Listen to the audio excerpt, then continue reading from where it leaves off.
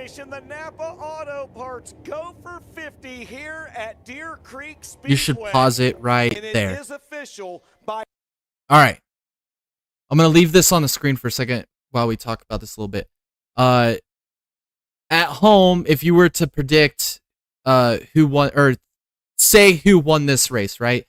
Tom, you first. Who would win this race? Would it be the one car, the blue one on the inside, or the 32 on the outside in the red? The one car. All right. He crossed the start finish line first. I'll leave it on screen for another 5 seconds here, just so everybody at home can look at it. All right. So we'll go back to it. Actually, no. The winner of the race was actually the 32 car in red. Bobby Pierce ended up winning this race. They through ruling went back and determined that the 32 car had passed the scoring loop before the one car. Why scoring loop isn't at the start finish line on this particular track, I have no idea why. But they did not go off of video footage evidence. They went off of scoring loop. I personally am kind of torn. I mean, if you write a rule book, right, and you're like, we're gonna go to the scoring loop and determine that as your winner, then you got to stick with it. But then again, when you have this video footage, evidence, proof that he did not actually indeed cross the line first, I mean, what are your thoughts? I've been looking at this over and over the last 2 days, and I can't even decide on how I feel. So I just firsthand say I didn't watch this race at all. This is my first time seeing it. So there's a lot to unpack here. My first thing is, okay, you've got looping, your transponder and looping cycles and everything. That's fine. What was supposed to be the length of this race? 50 laps. 50 laps. So it wasn't a set determined distance?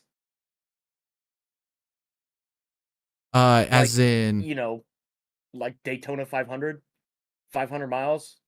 It's more dictated on the distance of the race and not the laps. Yeah. Right. Okay, so now let's break it down a little bit more. If we're doing a distance race, then where are you measuring on track for the whole distance around the track? Right? Are you starting at the start finish line? Are you starting at the transponder line? Where are the restarts during the race? Do you go off of the transponder line or do you go off of the start-finish line? I mean, I feel like we're opening a huge can of worms here, if we're going to be honest with you. Now you're in my brain. I've been literally going through that. Exactly what you said in my brain for the last 2 days. So, well, I mean, I feel like those questions can be easily answered by the officiating crew, right? So, I think that's rock.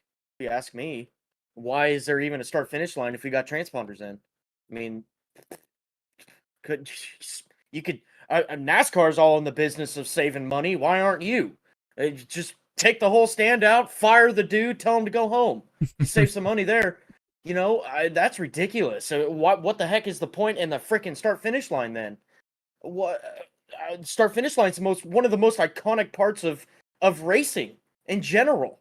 Everybody goes off the start-finish line. We're not just talking NASCAR, okay? We've got IndyCar. IndyCar goes off the start-finish line. Look at all the photo finishes they have, all right? Even in the past. What about IMSA? IMSA goes off the start-finish line. They've had some incredible finishes during the past 15 years. I mean, there's been incredible races there.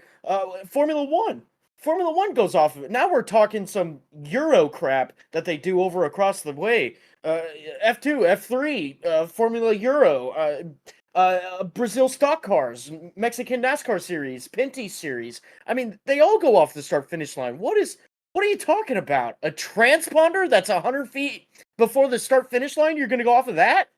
That's insane. That is insane. I cannot believe they took that win away from O'Neal over Pierce. That is insane. That is some rigging right there. That is some Big Daddy NASCAR. Classic Big Daddy NASCAR. Classic right there. Holy cow. What are we? Is this real? Dude, You've literally There's no just way said that this is everything real. I've been thinking for the last 2 days. My where I kind of draw the line, right? $50,000 prize pool to win this race.